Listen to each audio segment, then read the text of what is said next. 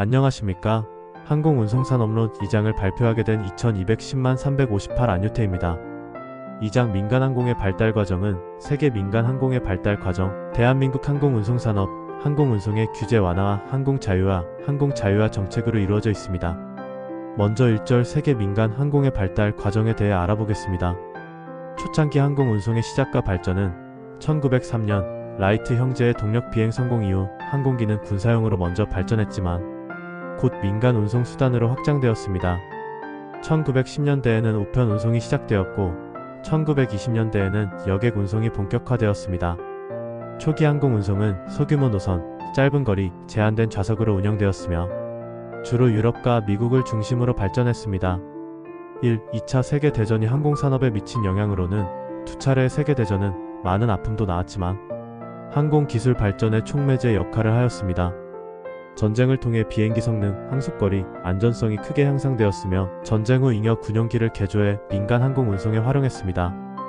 특히 2차 대전 이후 대형 여객기의 더글라스 TC-4 보잉 707의 도입은 국제선 운항을 가능하게 했습니다. 그 이후 기술 발전과 항공기 대형화로 19만 5070년대는 제트 여객기의 시대였습니다. 보잉 747전보 제트기은 장거리 대량 수송을 가능케 하여 국제 관광산업을 폭발적으로 성장시켰습니다. 항공기 재료의 경량화, 알루미늄 복합재, 엔진 효율의 향상, 항공, 전자 장비의 첨단화 등은 안전성과 경제성을 동시에 높였습니다. 국제 항공 운송의 표준화가 이루어지며 1944년 시카고 협약 체결 후 국제민간항공기구 ICAO 설립되었고 표준화된 항공교통규칙, 안전기준, 항로 운영 방식이 확립되었습니다. 국제항공운송협회 IATA는 요금, 예약, 화물 규정을 통일해 글로벌 항공산업의 협력을 촉진했습니다. 두 번째, 대한민국 항공운송산업에 대해 알아보겠습니다. 대한민국 항공운송산업의 태동은 1948년 대한국민항공사 KNA가 설립되며 국내 항공운송의 기반이 마련되었고 1969년 대한항공이 국영항공사를 인수하며 민간 주도의 항공산업이 시작되었습니다. 대한민국 항공사들의 성장을 살펴보겠습니다. 대한항공은 1970년대 국제 노선 확대를 통해 국적 항공사로 자리매김했다.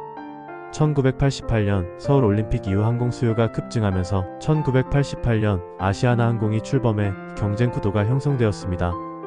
이후 저비용 항공사 LCC의 제주항공, 진에어, 티웨이항공 등가 등장하며 대중적 항공 이용이 확대되었습니다.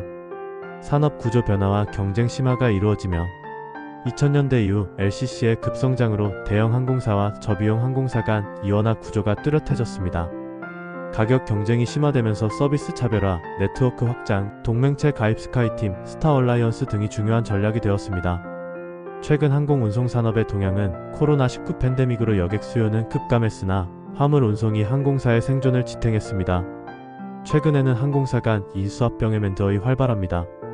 대표적 사례로 대한항공과 아시아나항공의 통합 추진이 있습니다.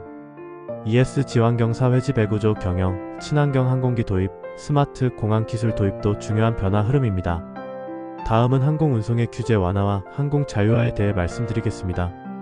초기 항공산업은 국가 전략산업 성격이 강해 정부의 강력한 규제와 보호 속에 운영되었습니다.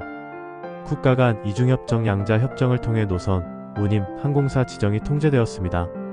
규제 완화의 배경에는 1970년대 후반 미국의 항공 자유화 정책 디레귤레이션 액트 1978이 큰 영향을 끼쳤습니다.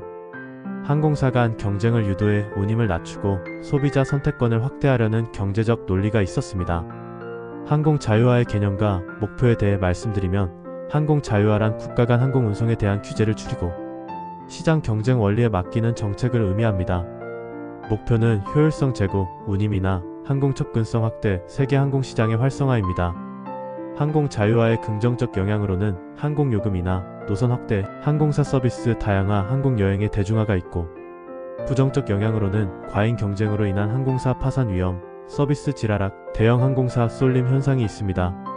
마지막으로 항공 자유화 정책에 대해 말씀드리면 항공 자유화 정책의 추진 배경으로는 글로벌화와 무역 확대, 관광 산업의 성장, 소비자 선택권 확대 요구가 항공 자유화 정책을 촉진했습니다. 국가적 차원에서는 항공산업 경쟁력 강화를 위해 도입되었습니다. 주요 국가의 항공 자유화 사례로는 미국은 1978년 항공자유화법으로 국내선 완전 자유화, 이후 국제선 자유화로 확산하였고 유럽연합 이후는 1990년대 단일 항공시장 구축, 회원국 간 노선 완전 개방을 선언하였고 아시아는 아세안 ASEAN 항공 자유화 추진, 항공 네트워크 확대. 한국도 한미, 한EU 오픈스카이 협정을 체결했습니다.